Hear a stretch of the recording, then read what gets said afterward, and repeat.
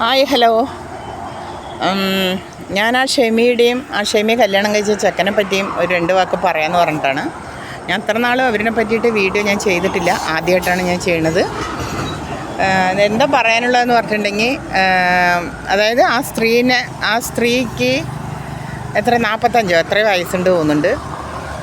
അവളുടെ 20 വയസ്സിന് താഴെയാണ് ഈ ചെക്കൻ. ഒന്നുമില്ല, ഇത് കല്യാണം കഴിക്കുമ്പോൾ ഒന്നുമില്ല അവൾക്ക് ബോധം വേണം, അല്ലെങ്കിൽ ഈ ചെക്കന് ബോധം വേണം.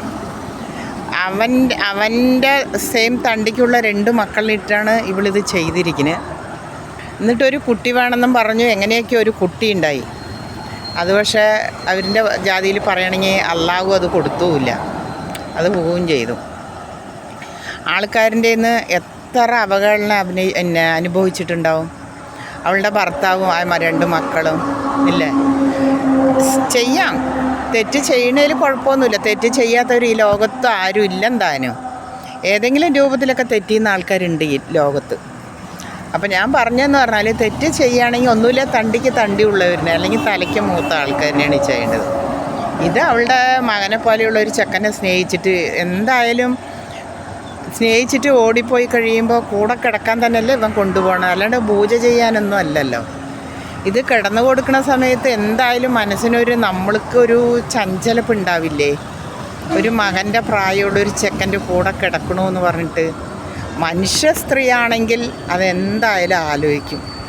ഇതുവരയ്ക്ക് ആരും ഇത് പറഞ്ഞിട്ടില്ല തോന്നുന്നുണ്ട്. ഞാനും ഒരു അമ്മയായതുകൊണ്ടാണ് ഞാൻ പറയണത്. ഇങ്ങനെ എന്തായാലും മനസ്സിനൊരു ഇതുണ്ടാവില്ല, ഒരു വെറുപ്പ് അറപ്പൊക്കെ ഉണ്ടാവില്ലേ.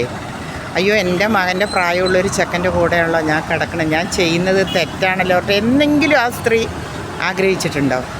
നല്ലൊരു സ്ത്രീ ആണെങ്കിൽ എന്ത് ചെയ്യണം?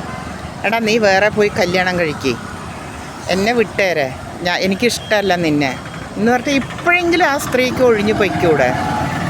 ഒരു യൂട്യൂബറാണോ ആരാന്നറിയില്ല, പോയി ചോദിക്കുന്നു ഇനിയിപ്പോൾ എന്താണ് പ്ലാൻ, അവനെന്നാൽ വേറെ കല്യാണം കഴിച്ചിട്ട്. അത് പറ്റൂല എന്ന് പറഞ്ഞിട്ട് ആ സ്ത്രീ പീത്തുണ്ടായിരുന്നു. അപ്പോൾ ആ സ്ത്രീ കൂടെ ഇരുന്നിട്ട് ആ ചെക്കൻ്റെ ജീവിതം കേടുവരുത്തിയിടുന്നുള്ളതാണ്. ഇപ്പോൾ യൂട്യൂബറായതുകൊണ്ട് ഈ സ്ത്രീയും അവനും കൂടിയിട്ട് യൂട്യൂബ് ഇത് ചെയ്തിട്ട് കാശുകളുള്ള കാരണം അവൻ അങ്ങനെ കൂടെ താമസിക്കുന്നു.